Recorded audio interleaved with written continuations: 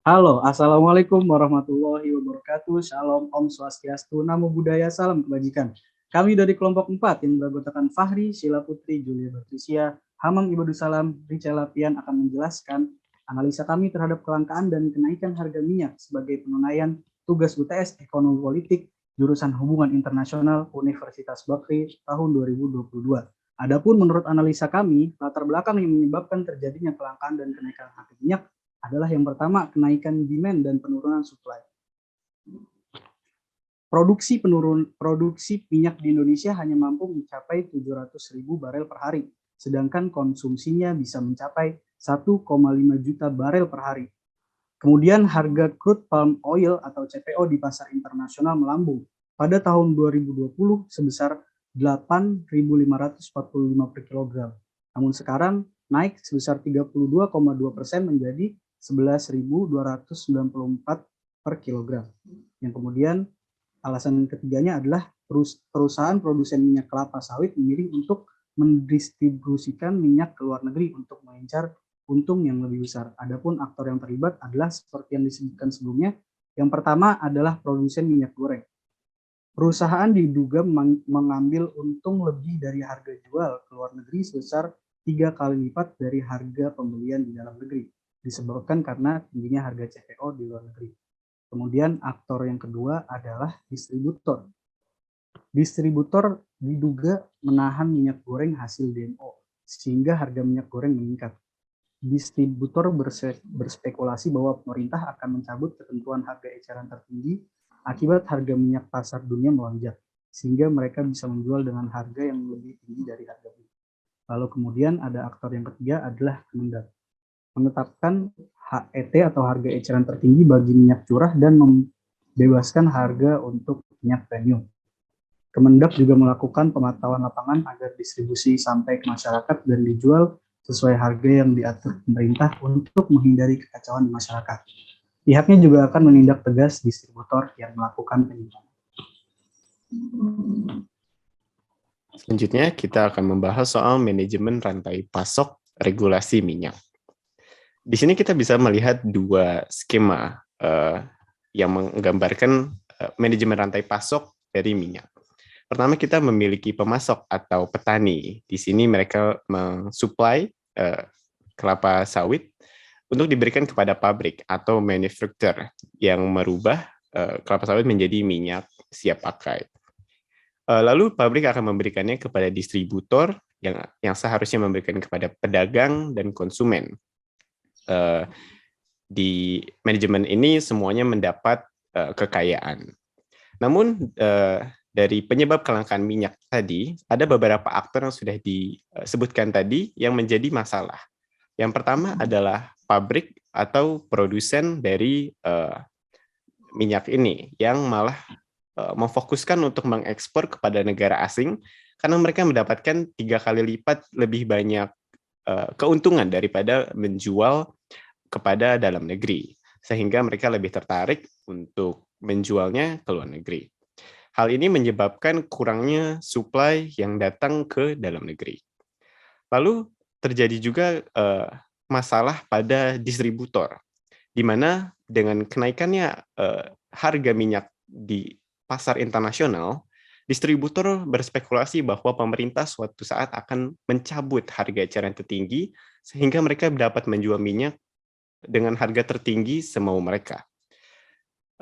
Mereka akhirnya berhenti menyuplai pedagang sampai harga eceran itu dicabut, yang menyebabkan pedagang tidak memiliki suplai lagi, sehingga naiknya harga minyak yang ada, sehingga konsumen harus membeli minyak dengan harga yang tinggi.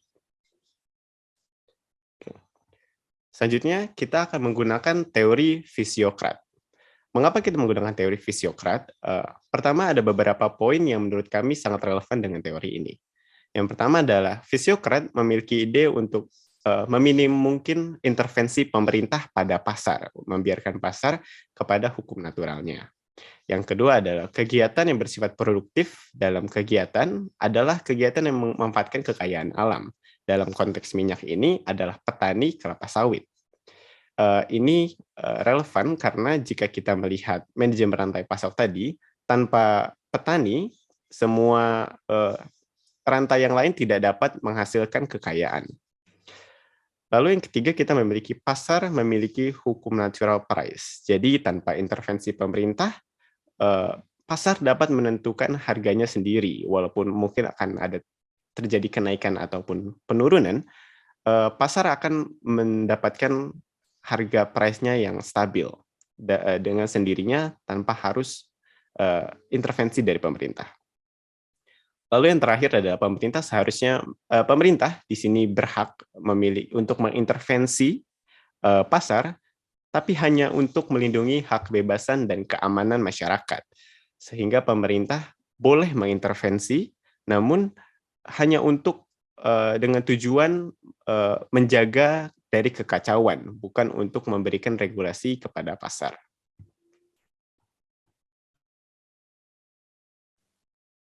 Baik, tentunya kami memiliki alasan untuk memilih teori fisiokrat ini. Yang utama adalah karena teori fisiokrat mendukung intervensi pemerintah apabila terjadi konflik dalam ekonomi, salah satunya apabila terjadi kelangkaan bahan pangan. Berikut penjelasannya. Yang pertama, keadaan ekonomi Indonesia sekarang bergantung kepada free market, di mana produsen tentunya berhak untuk mengekspor sesuka mereka. Yang kedua, ini mengurangi birokrasi pemerintah yang tidak efisien dan memberikan kesempatan kepada perusahaan untuk mencapai potensi terbesar mereka, di mana mereka tentu berkembang dan terus berkembang di wilayah mereka masing-masing. Yang ketiga adalah pasar memiliki hukum natural, di mana harga sendiri akan menentukan dirinya sendiri, sehingga tidak diperlukan regulasi pemerintah, di mana pemerintah mencabut harga head dan memberikan harga pada pasar. Dan yang terakhir, pemerintah mengintervensi untuk melindungi hak kebebasan dan keamanan, di mana pemerintah menentukan harga eceran tertinggi untuk minyak curah dan membiarkan harga minyak premium untuk ditentukan oleh pasar. Tentunya intervensi ini adalah untuk melindungi tetapi mendukung free market. Yang selanjutnya adalah kelemahan teori. Teori fisiokrat memiliki beberapa kelemahan, di antaranya adalah yang pertama, akan menciptakan kesenjangan sosial. Lalu yang kedua, kurangnya regulasi akan menciptakan monopoli harga. Yang ketiga, kekayaan akan tersentralisasi, di mana hanya golongan tertentu saja yang akan kaya dan yang lainnya akan kesulitan. Pada kasus ini, hanya produsen dan distributor saja yang kaya. Lalu yang keempat, fisiokrat percaya bahwa hanya agrikultur yang harus dikenai pajak, sedangkan distributor dan juga pedagang tidak dikenai pajak.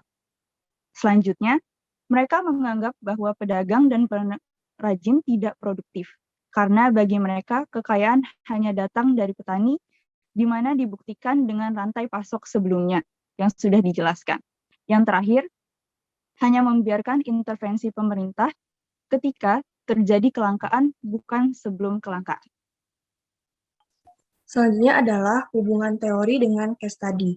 Kasus kelangkaan minyak goreng ini berkaitan dengan teori fisiokrat karena fenomena kelangkaan bahan pangan membutuhkan intervensi pemerintah dalam menanganinya agar menjamin kesejahteraan rakyat dengan kestabilan ekonomi.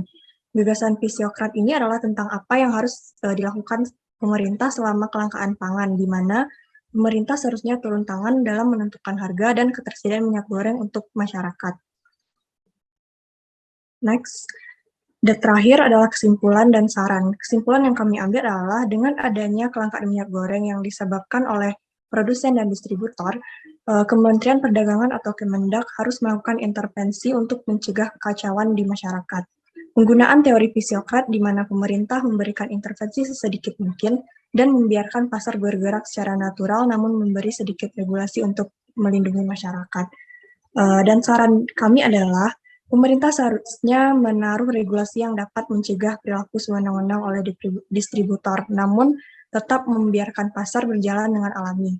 Pemerintah berhak memberikan regulasi di awal, tidak hanya di saat kelangkaan bahan pangan, untuk mencegah terjadinya kelangkaan itu sendiri. Baik, terima kasih. Sekian analisa kami terhadap kelangkaan dan kenaikan harga minyak. Kurang lebihnya mohon maaf.